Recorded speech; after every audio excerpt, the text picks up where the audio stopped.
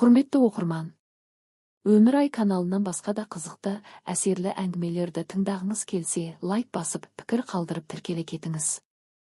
Енесі мен абысының дуалаған келін. Сәлем бердім көпшілік қауым. Гүлжайна ханым, мен сіздің көптеген әңгімелеріңізді оқып, өз қателігім мен негізі қателік емес қатыгездік десем дұрыс болар, бетпе-бет келдім. Осы күнге дейін мен өзімді алдап мен кінәлі емеспін. Мені осылай қатыгез еткен өздері деп өз-өзімді жұбатып келдім. Бірақ та сіздің әңгімеңізді оқып отырып, бүкіл жасаған күнәларым көз алдымнан өтіп, көзімнен жас тоқтамай, кеудемді жұдырығыммен ұрып отырып бір сағаттай жылай бердім. Бұл күнде ер жетіп, бой жетіп қалған ұл қыздарым, бір кездері аналары қаншама адамның өмірін ойран еткенін қайдан білсін. Менің өкіріп жылағанымды көріп жаныма жүгіріп келіп, мама, не болды? Мама, ауырып қалдыңыз ба? Мама, бәрі дұрыс па деп сұрақтарды қарша жаудырды. Тек күйеуім ғана менің не үшін жылап тұрғанымды түсініп тұрған болатын. Дереу телефонымды қолыма алдым да абысыныма қоңырау шалдым. Сол бұрынғысынша ало деген үн шыққан жоқ. Ол кісіні ренжіткенім соншама маған бір ауыз сөз айтпайды. Тіпті бетіме де қарамай қойған. Бұрынғыша ұл қыздарым білсе аналарын жек көріп кетеді-ау демедім. Оған жасаған қиянатымның бәрін ешкімнен қысылмай ішімдегінің бәрін ақтарып баяндап салдым. Тоқтаусыз кешірім сұрай бердім. Телефонның арғы жағынан абысынымның да күйініп жылап тұрғанын, оның қысылып әрең тыныстап тұрғанынан ақ сезініп тұрдым. Мені үнсіз тыңдады. Бәрін айтып соң оның жауабы мені есеңгіретіп тастады. Иә, мен бәрін де білемін, деді де тұтқаны қоя салды. Ол қыздарыма қарасам менің істеген істеріме арланып, жүздері қызарып тұр. Құшағымды кең жайып шақырып едім, ешбірі маған жоламай орындарынан тұрды да бөлмелеріне кетті де қалды. Қу тіземді құшақтап қара басын ғана ойлаған мен сорлы өкіріп жылап қала бердім. Біраз уақыттан соң үлкен қызым жақында ғана өзі тоқып бітірген әдемі иыққа салатын орамалын көтеріп шықты. Одан кейінгі қызым үсті басы ұн-ұн болып бірдеңе пісіріп жүр. Қарасам торт пісіріп жатыр екен. Бір сәтте бірі тортын, бірі тоқыма орамалын алып, ұлым болса гүл алып келіпті. Мама, осылай жылап отырғаннан бірдеңе өзгереді ме? Мені кешіресіңдер ме? Кешірімді бізден сұрамаңыз. Тұрыңыз, кеттік. Қайда барамыз? Қайда болушы еді? Әрине апаның үйіне. Рас айтасыңдар ма? Мына заттарды апаларыңа сыйламақсыңдар ма? Иә, уайымдамаңыз. Сіз жалғыз емессіз. Сізбен қосылып бізде кешірім сұраймыз. Дәу апа өте мейірімді жан. Сізді кешіретініне сенімдімін. Ол қызымды түгел ертіп бәріміз абысынымның үйіне жол тарттық. Жол бойы абысыным мені қалай қарсы алады екен. Бұрынғысынша сәлеміме үн қатпай жұмған аузын ашпай қоймайды ма екен. Кешірім сұрасам кешірер ме екен деген ойлар санамда сайрап тұрды. Үйіне жеткен бойда жүрегім кеудемнен атқылап шығып кетердей болып тарсылдап, аяқ-қолым қалтырап көліктен түсуге шамам келмей қалды. Екі қызым екі жағымнан демеп есікке қарай жетектеп алып барды. Құдайдың өзі соны қалады ма, әлде өзімнің дәрменсіздігімнен болды ма, білмеймін. Абысынымды көрген сәтте екі аяғымнан жан кетіп тізерлеп отырдым да қалдым. Абысынымның жүзіне қарауға дәтім жетер емес. Төмен қараған күйі кешірім сұрай бердім. Кешіріңізші мені, абысын. Қадіріңізді кеш білсем. Істеген істерім үшін қатты ұяламын. Мені ұрсаңыз да, соқсаңыз да бәріне көнемін. Тек қана кешірім берсеңіз болды. Барлық үшін кешірім сұраймын. Қатты өкініп жүрмін. Өкініштен әр күн сайын өзегім өртенуде. Кешірім сұраймын сізден. Қайын аға, сізде мені кешіріңізші. Төре бала, ерке қыз сендер де мені кешіріңдер. Төре бала мен ерке қыз абысынымның үлкен ұлы мен қызы. Олар не болғанын білмейді де. Ол кезде 3 және 1,5 жасар бала болатын. Сымбат жеңге, не болды сізге? Тұрыңыз орныңыздан. Келінжан, тұра ғой. Абысының сені әлдеқашан кешірген. Жоқ, тұрмаймын. Абысын өзі кешірдім демегенше тұрмаймын. Бұрынғыша құрбылардай сырласып көрген сайын бір-бірімізбен жарыса сөйлеп әңгіме айтсақ екен. Жүзімді төмен қаратқан күйі отыра бердім. Бір сәтте иығыма біреу қос қолын тигізгенде, бүкіл денем шымырлап, бойым әлде бір жылулықты сезгендей болды. Абысыным екенін бірден ақ сездім. Бар күш-жігерімді жинап, еңсемді көтердім. Абысынымның да көздерінен жас ағып, бар ықыласымен мені құшағына басты. Екі бетіне шөлпілдетіп кезек-кезек сүйе бердім. Екеуміз ұзақ уақыт үнсіз құшақтасып тұрдық. Бала-шағалардың бәрі қосарланып үсті-үстімізден құшақтап, бәріміз бір жылап алдық. Кешірдім, келін. Кешірдім. Келеріңді білдім. Осы күнді ұзақ күттім. Ақыр соңы өз-өзіңді жеңіп осылар алдыма келеріңді білдім. Мен сені әлдеқашан кешіргенмін. Тек өзіңнің көкіректігіңді, менмендігіңді жеңіп, ақылың мен ер күшің сені бұл менмендіктен арылтуын күттім. Алла тағаланың өзі пендесінің қателігіне кешірім бергенде, мен қалай кешірмеймін. Кештім. Сіздің даусыңызды, маған қарай бет бұрып сөйлегеніңізді, шай үстінде әңгімелескенімізді қалай сағынғанымды білсеңіз ғой. Мен де сағындым. Қатты сағындым. Апам енеміз байғұс қабірінде жатып бір ауап тұрған болар. Неге апамның көзінің тірісінде келмедің? Бір-біріміздің тату болғанымызды көре алмай арманда кетті ғой. Өкінемін. Қатты өкінемін, рас айтамын. Абысыным өте мейірімді жан. Өзінде барын өзгелерден аямайтын жанашыр кісі. Әттең осыны кезінде ұғынсам ғой. Біздің келерімізді біліп сүрленген етін, қазы қартасын асып дайындап қойыпты. Екеулесіп жүріп қамырды салып, ол қыздарымызбен бірге шүйіркілесе отырып, мәз мейрам болып тамақтандық. Мен сол үйде қалып, абысын екеуміз түні бойы әңгіме дүкен құрып қаншама шәйнек шай ішіп тастаппыз. Ал енді өзімнің жасаған иттік әрекеттерімді баяндап берейін. Мүмкін мен секілді іші тар, көре алмаушылық көзін байлап тастаған адамдар оқып тәубесіне келер.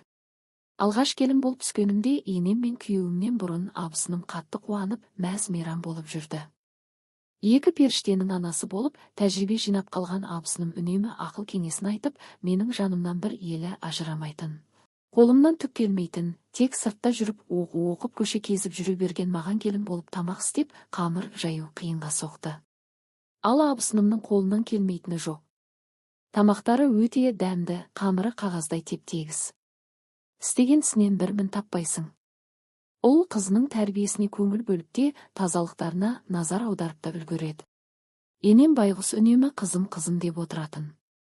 Қайын ағам болса келіншегіне дауыс көтеріп сөйлеген емес. Өтірік емес, мен абысыныма қызғана қарайтынмын. Өйткені мен ол секілді бола алмадым. Ол секілді ас әзірлеп дастарханды жайната алмадым. Ол жоқта үйге келген 4 қонақты күте алмадым. Ұйқыны жақсы көріп таңертең, түсте ұйықтап қалып жүрдім. Үйдің тірлігін жарытып істемей жүрсем де, басқасына үлгере алмадым. Төсегім жиналмайды, шашым таралмайды, киім үтіктеуге уақыт таппаймын. Күйеуім аяқ асты бір жерге барар болса, жарық болмай шалбарын үтіктей алмай, талай рет қыртыс-қыртыс, мыж-мыж шалбар, жейдемен барар жеріне барып келді. Абысынымның қалай үлгеретіне мән беріп, ол кісіден үйренудің орнына қызғаныш бойымды билеп, оны өзіме жау санай бастадым. Менің өзгергенімді байқап, ақыл кеңесін айтып жүрді. Келінжан, айналдырған екеуміз ғана біз. Абысын тату болса, ас көп деген сөз бар. Біз тату болсақ, осы әулет тату болады. Екі ағайынды бауырды жақындастыратында, бір-бірінен алыстататында біз. Қуанышыңды да, қайғыңды да бөлісетін ағайын. Ақшам болса, жаныңда араласатын адамдар да болады. Олай деме. Ақшаға сатып алынбайтын дүниелер де бар. Туғаныңдай ешкім саған жаны ашымайды. Оның ешбір ақшаға, байлыққа сатып ала алмайтын ақыл кеңестерін тыңдағым келмей үнемі қашып жүретімін. Бір жаққа шығар болса, енем, қызым, ақшаң бар ма? Қызым, не керек? Пәленшеге айтайын, машинасымен апарып тастасын деп отыратын. Ал мен бір жаққа барар болсам, ештеңемен шаруасы жоқ. Ақшаң бар ма деп сұрамайды да. Сұрамауға да негіз бар. Өйткені мен күйеуімнен ақша алу үшін түрлі айла тәсіл қолданатынмын. Екі еркекте ақшаны аналарына әкеліп тапсыратындықтан, енем күйеуімнің маған ақша беретінін біліп, сол себептен де сұрамайтын болса керек. Ал абысыным болса, қайын ағамның миын жеп ақша алу үшін өтірік бейшара адамның кейпіне еніп, жыламсырап айла қолданбайды екен. Міне сондықтан да енем оған үнемі ақша беріп отыратын. Ал менің бойымды қызғаныш билеп неге маған бермейді? Неге менен сұрамайды? Мені жек көреді деп енемді жек көре бастадым. Қазір ойласам енем берді не? Күйеуімнен алдым не? Бәрібір сол ақша емес пе? Әттең сол кезде осыны ұғына алсам ғой. Ұлының жыртығын жамап, асын әзірлеп, киімін үтіктей алмайтын, үйге келген кісіге ас суын ұсына алмайтын, ұйқыдан көз ашпайтын келін қай енеге ұнайды дейсіз? Өзімнің қазір ұлым келін алар кезге жетіп отыр. Егерде ұлым дәл сол кездегі өзім секілді қызды жар етіп үйіме әкелсе, өзім секілді келінге мен бір сәтте төзе алмас едім. Сол кезде менің мінезіме төзіп шыдаған енеме мың рахмет. Үйге келген кісілер де, енем де абысынымды мақтап отыратындықтан бойымды қызғаныш билеп алды. Менің келгеніме бір жылдай болса да құрсақ көтере алмадым. Ал абысыным үшінші перзентіне жүкті болып, жүктілігі өте ауыр жағдайда өтті. Баласы төмен орналасып түсіп қалуға шақ жүрді. Бетін тыржитып жаны қиналғанын көрсетіп жүрсе де, бар шаруаны өзі жасап жүре берді. Адам өзі қандай болса, өзгелер жайлы да солай ойлайды деген рас екен-ау. Сол кезде абысыным тірліктен қашып жүктілігін пайдаланып жатып демалмақшы деп ойладым. Неткен ақымақпын. Шын мәнінде оның жаны қалай қиналғанын қазір ойласам жүрегім езіледі. Жүктілігі 6 айға жеткенде есіктің алдындағы бақшаны шауып жүріп, сол бақшаның ішінде екі бүктеліп құлады да қалды. Менің ойым өзгермеген, тәубеме келмеген кезім. Өтірік қойлым көріп тұрғанда ешқандай аяныш сезім болған жоқ. Жедел жәрдем келіп алып кетіп құрсағындағы сәбиінен айырылып қалғанын естігенде ғана оның шын мәнінде қатты қиналып жүргенін түсіндім. Бірақ бұл аяушылық сезімі менің бойымдағы қызғаныш отын сөндіре қойған жоқ. Көзбен көріп қолына ұстамаса да ана үшін барлық баласы бірдей жақын емес пе? Баласынан айырылған абысыным біршама уақыт күйгелектеніп жүрді. Енем асты үстіне түсіп бар жағдайын жасады. Үйде жағдайы болмай, дене қызуы мен қан қысымы көтеріліп кете берген соң, оны төркініне аз уақыт болса да күтініп қайтуға жіберді. Қатты күйзеліске түскен абысыным аздап сергіп, көңілі көтеріліп қалсын деп енем бірнеше күнге төркініне жіберді. Жаздың ыстық күні болатын. Енем қайынағамның темір кесетін болгаркасын алып, жуан ағаштарды майдаламақ болған ғой. Болгарканы қосып қалған кезде әлгі ортасындағы дөңгелек арасы шыр айналып ұшып шығып енемнің оң қолының білегін осып өтіп кетті. Ойбайлаған дауысты естіп сыртқа атып шықсам үсті басы қанға малынып отыр екен. Сүйегі көрініп тұрғанын көріп денем түршігіп кетті. Жедел жәрдем келіп ауруханаға алып кетті. Жарақатын танып қолын тіктіріп қайта келді. Араға 2 күн салып күйеуім 3 қорап қызанақ алып келді. Біреулер жұмыс ақысының орнына берген екен. Әлгі қызанақтарды банкаға жаптепті. Мен ондай жұмысты өмірімде жасап көрмегенмін. Беттей алмай жүргенімде бір күн тұрып, былжырап босаған қызанақтарға шыбын, шіркей үймелей бастады. Оны көріп жиіркеніп мүлдем жолағым келмеді. Ол кезде сырап, обал не екенін білмеймін. Содан түсте ұйқы қысып бөлмеме кіріп ұйықтап қалыппын. Бір кезде көзімді ашсам абысыным келіп тұр. Абысын келдіңіз ба? Қалайсыз? Ұялмайсың ба? Не жатыс мынау?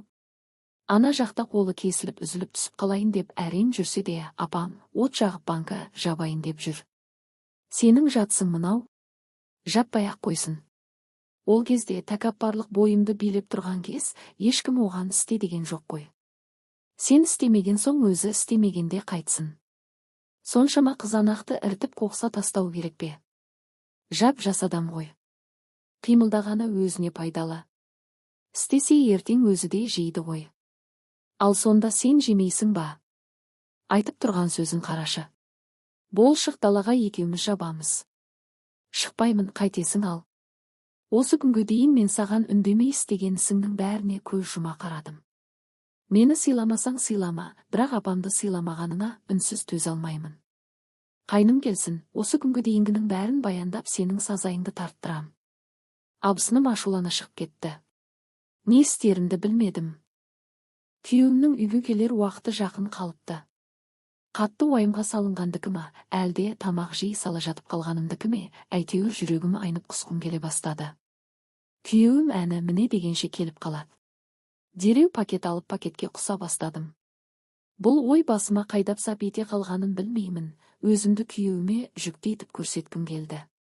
Сондағы мақсатым ұрыс естімеу үшін еді. Бірақ әп-сәтте белім ауырып, жаным қинала бастады. Етеккірім келетін уақыты да болып қалған болатын. Ер адамдар оқыса, ұят екенін білемін. Бірақ толық жазуға міндеттімін, ауырғанына шыдай алмай екі бүктеліп жаттым да қалдым. Ауруды басатын дәрі ішпедім, тағы да ұйықтап кетіппін. Бір кезде оянсам күн батып қалыпты. Екі саулатын сиыр бар, нан тамақ істеу керек. Оған қоса банка жауып абысыным мен енем әбіржіп жатыр екен. Содан не керек, абысыным қайта бөлмеме кіріп келді. Банка жаппасаң да тым құрыса тамақ істесең қайтеді. Өзіңде ішесің ғой сол тамақтан. Ауырып жатырмын. Бір апта бұрын бала туған, қолын болгарка кесіп кеткен апам екеумізден жамансың ау. Мына жалқаулығың сенің түбіңе жетіп тына. Расымен ауырып тұрмын. Сенбесең өзің біл. Сені сендіруге міндетті емеспін. Сосын айта кетейін, маған енемнің орнына ене болмай ақ қойшы. Енем әлі тірі, өлген жоқ. Ол кісі тұрғанда маған ұрсатын сен кім едің соншама? Апамның жуас болғанына қуан. Әйтпесе сендей келінді басқа ене үйінде бір сәтте ұстамас еді. Абысыным осылай деді де шығып кетті. Артынша күйеуім кіріп келді. Екеуміздің айқайласып жатқанымызды естіп қойған секілді. Төсекке құлай кеттім.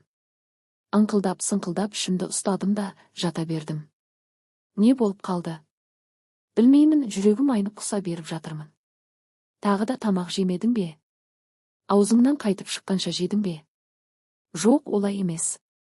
Ешқандай иіс ұнамай жатыр. Құсқым келе береді. Жүрегім айнып бірдеңелерді жегім келіп тұр. Тоқташы, әлде сенде бір өзгеріс бар ма? Білмеймін, сол ішімде ауырып жатыр. Жаным, осы күнді көп күттім ау, рахмет. Рахмет саған. Мен әке боламын. Сол кезде өзімнің өтірік айтып тұрғаныма еш қиналмадым. Ол қуана сыртқа атып шығып кетті. Артына бағанаға ашуындан ешбір із қалмаған жүзі қуанышқа толы енем мен абысыным жетіп келді. Келін-ау, жаңа маған неге бірден осылай айтпадың? Жағдайың қалай? Не жегің келіп тұр? Самса пісіріп берейін бе? Не қалайсың, бәрін айт. Келін шырағым, аяғыңның астына көрпешені бүктеп қойып жат. Тірлік бітпейді, бәрібір. Емін еркін жата бер. Бәрі мәз-мейрам болып жүрді. Орнымнан тұрып, сыртқа шығып дәретханаға барсам етеккірім келіп тұр. Өтірік айтқанымды білдірмеу үшін не істерімді білмедім. Оның үстіне күйеуім бірден сезіп қоятынын жақсы білемін. Абысыным ұлына қатты ұрсып жатқанын көрдім де құлағыма шайтан сыбырлады ма білмеймін, арам ойымды іске асыруға кірістім. Қолыма шелекті алып краннан су тасып қызанақ қайнатқан қазанды жуып, жабылған банкаларды ішке тасып жүрдім. Өзім жылап жүрмін. Содан бір кезде жұрттың назарын өзіме аударту үшін банканың біреуін жерге тарс еткізіп тастап жібердім де шыңғырып айқайлай бастадым. Жұрт келем дегенше жерге ішімді ұстап екі бүктеле жатып қалдым. Бәрі жүгіре жетіп келді. Етегімдегі қанды көріп абысыным шошып кетті. Ойбай, апа, қан кетіп жатыр. Келін, мен саған аяғыңды көтеріп жат дедім емес пе? Неге жүрсің? Сіздер ашуланып жақтырмай жүрсеңіздер мен қалай еркін жатамын? Саған біреу бірдеңе деді ме? Абысым, білемін, балаңыз түсіп қалды. Бірақ оған мен кінәлі емеспін ғой. Сіздің балаңыз түсіп қалса, менікі де түсіп қалуы керек пе еді? Дегеніңізге жеттіңіз бе? Қалағаныңыз осы ма еді?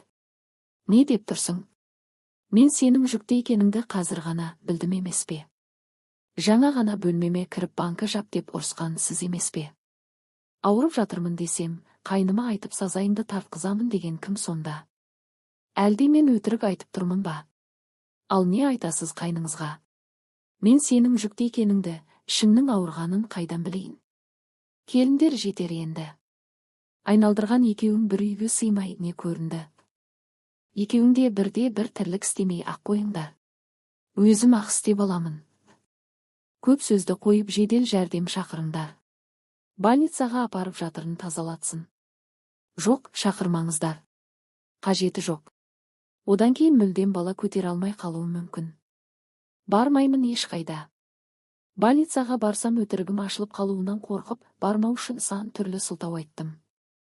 Күйеуім абысыным мен енеме ашуланып оларға сөйлемей жүрді.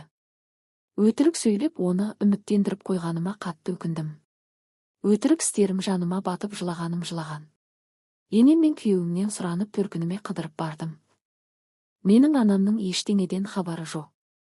Бірақ уайымға салынып көзім жастан құрғамайтынын көріп ақылын айта бастады. Қызым-ау, неге жылай бересің? Күйеу бала бірдеңе деді ме? Жоқ, ол өте жақсы адам. Онда не?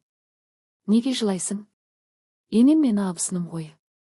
Олар саған не дейді? Қолымды бірнеше рет ұстадым, көзіммен көріп те тұрмын. Күндіз түні тыным таппайтын пысық келіннің қолы мұншалықты жұмсақ мамық бола қоймас. Соған қарағанда ауырдың асты мен жеңілдің үсті мен тірліктен қашып жүрген жоқсың ба? Жоқ, мен бәрін де істеймін. Олай болса олар саған неге тиіседі екен? Енем мені емес абысынымды жақсы көреді. Ой, жаным-ау, уақыт өте келе сені де жақсы көріп кетеді. Тірлікті тақадай істеп бар жағдайын жасап, ұлына қамқор болсаң өзі ақ сені жақсы көріп кетеді. Анам бар ақылын айтты. Бірақ ол кезде ақпа құлақ болғаннан болса керек ешбір ақылына құлақ салмадым. Жақында тұрмысқа шыққан құрбымды кездестіріп қалып біраз әңгіме айттық. Оның енесі дуакеш әйел болыпты. Ұлым қызғанып құрбыммен күйеуі екеуін ажыратып жіберіпті. Шайтанның бұйрығынан шыға алмайтын мен бейбақ тойымызда түскен ата-анам мен енемнің суретін тауып алып ауылдағы тәуіпке бардым. Ол кісі енемді абысыным дуалап өз дегенімен жүретін етіп алғанын айтты. Алмаған қайтарма дуа жасап беремін деді. Енемді абысыныма қарсы тұратындай етіп дуа жасаттым. Бір қалтаға түйілген құмға дем салып, оны енеңнің бөлмесіне себесің деп қолыма ұстатты. Айтқанын екі етпей енемнің бөлмесіне білдірмей сеуіп тастадым. Бірақ еш өзгеріс бола қойған жоқ. Өтірік айтып үйден шығып талай бақсы балгерге барып, енем мен абысынымның суреттерін көрсетіп сырттарынан дуа жасаттым. Жасатқан дуа әсер етіп екеуі болмашыға келіспей ұрыс, жанжал көбейіп екеуі қырылып қалды. Тіпті абысыным екі баласымен төркініне кетіп те қалды. Бірақ қайын ағам барып қайта алып келді. Бірнеше айдың ішінде қаншама жылдық сыйласып келе жатқан ене мен келін бір-бірін түтіп жей бастады. Ақыр соңғы енем оларды үйден қуып жіберді. Қайын ағам мен абысыным пәтер жалдап тұра бастады. Әбден дуа жасатқан енем алжып есін жоғалтып алды. Мен қараусыз қалдырған соң абысыным келіп өзімен бірге алып кетті. Енем үйден қуғаннан кейін абысыным маған мүлдем сөйлемей қойды. Жұмған аузын ашпайды. Бір жылдай ешкімді танымай алжып төсекте жатып енем қаза болды. Өз үйінен шығармай жалдамалы пәтерден жаназасын шығарды. Өзімді кінәлаудың орнына мені жақсы көрмей шетке сырып қойған өздері кінәлі деп үнемі өзімді ақтап жүрдім. Жаным қиналғаны рас, бірақ екеуінен де құтылған мен сорлы өзімді жеңіс иесі санап бақытты болып жүрдім. Әй дейтін бір әже жоқ, қой дейтін бір қожа жоқ. Теледидарды қосып қойып тұрып, кәрістің киноларын көріп жатқаныма мәзбін. Күйеуім келер уақыт жақындағанда жүгіріп жүріп үй жинаймын, ас әзірлеймін. Тек көзге көрінетін жерлерді ғана жинап, көрінбейтін жерлерге керексіз заттың бәрін тығып тастаймын. Тамағым дәмсіз, наным қатып қалған күйеуім ашуланып боқтап алады. Екі сөзінің бірінде анам мен абысыным сені жақтырмайтындай бар екен. Әттең ай деп басын шайқап қалатын. Ағасының алдына талай рет барды жалынып, бірақ олар қайта келмеді. Тамақ әзірлемей дүкеннен дайын затты сатып алып жей беремін. Қарызға ала беріп күйеуімнің бар тапқанын қарызға төлеп ақшадан қинала бастадық. Солай жүргенде аяғым ауырлады. Жеріктігім ұстап дүкенге екі есе қарызға баттым. Күйеуімнің тапқаны қарыздың жартысына ғана жетті. Дүкен иесі төлей алмаған соң қарызға бермей қойды. Үйде бар соңғы картоп пен пияздан дәмсіз етіп ас әзірлеп күйеуіме бердім. Ол болса жемей аштан аш жатып қалды. Біздің қарызға батқанымыз жайлы бүкіл ауыл естіді. Дүкенші күн сайын келіп есігімді тоқылдатып мен ашпаған соң ұрсып кетіп қалады. Тіземді құшақтап жылаймын да отырам. Жұмыс іздеп жұмысқа шықтым. Өз енем мен абысынымның арасында болған жанжалға жұрт мені кінәлап, менімен ешкім араласпай қойған. Нашар мінезімнің кесірінен ешбір жұмысты алып кете алмадым. Дүкен иесінің әбден ашумен есігімді қаққанына құлағым үйреніп қалса керекті. Бір емес бір аптадай бұл дауыс шықпай құлағым тыныштыққа үйренісе алмай жүрдім. Ақыр соңғы шыдамым таусылып дүкенге бардым. Барсам қолында қос-қос пакеті бар дүкен иесі менің шақыртпақ болып тұрған екен. Мә, мыналарды ал. Бұл не? Не болушы еді? Әрине азық-түлік. Ана байына обал аш қалып бір жерде құлап өлер. Маған қарызға ештеңе бермей қойған едіңіз ғой. Бұл қалай болғаны? Енді қарызың жоқ. Қарызыңды да мына заттардың ақшасында біреу төлеп қойды. Рас айтасыз ба? Ол кім екен? Оны қайтесің? Үйіне бар да тамағыңды істе. Күйеуің айлық алатын күнге дейін мыналарды үнемдеп жеткіз. Жарайды, көп рахмет. Жүгіре үйіме барып ас әзірлеп дастархан жайып күйеуімнің келгенін күтіп отырдым. Таңданып таңданысын жасыра алмады. Азық-түлікті қайдан алдың? Білмеймін, біреу қарызымызбен қоса азық-түліктің де ақшасын төлеп кетіпті. Біреу дейсің бе? Сен үшін олар жай ғана біреу болғаны ма? Бәсе сол ішінде олармен басың сыйыса алмаған екен ғой. Жай ғана біреу ретінде емес өз туған ағаң мен жеңгеңдей көргеніңде бәлкім қазір бұлай жүрмес пе едік. Олар өзі пәтер жалдап жүріп біздің 100 000 теңгемізді төлейді дейсің бе? Олар емес шығар. Олардан басқа менің туысым бар ма? Осыншалықты ақымақ әйелді маған жар етіп қосатындай қандай күнәм бар екен? Сені жолықтырған күнге қарғыс атсын. Жемеймін, қаласаң өзің жей бер. Тамағыңнан өтсе егер. Бұл сөздер жаныма қатты батты. Бірақ тәубеме келтіре қойған жоқ. Ұялмай арланбай қарнымды тойдырып алдым. Бірінші күні жемегенмен кейін жей бастады. Ол айлық алғанша азық-түлік жетіп, айлық алған күні тағы да келесі айға жететіндей етіп азық-түлік алып қойдым. Қалған ақшаны газ, жарыққа төлеп ол жақтағы қарыздарымыздан да құтылдым. Жүктіліктің 6-шы айында қатты ауырып балам түсіп қалардай болып жүрдім. Сол кезде не бары 7 жасар абысынымның қызы, ерке қыз келіп үйімді сыпырып, шаңын сүртіп, ыдысымды жуып беріп кететін. Тағы да құр қол келмейді ғой. Абысыным нан жауып, бауырсақ, самсасын пісіріп, айран, сүт, ет беріп жібереді. Сол кезде өздері жер алып үй тұрғызып жүрген. Сонда да қолдарынан келгенін аяған жоқ. Тұңғыш қызымды босанып перзентханада жатқанымда қасымдағы келіншектерге туыстары ыстық тамақ, анау-мынау алып келіп жатқанын көріп ішім ашып, қызғаныштан өзегім өртенетін.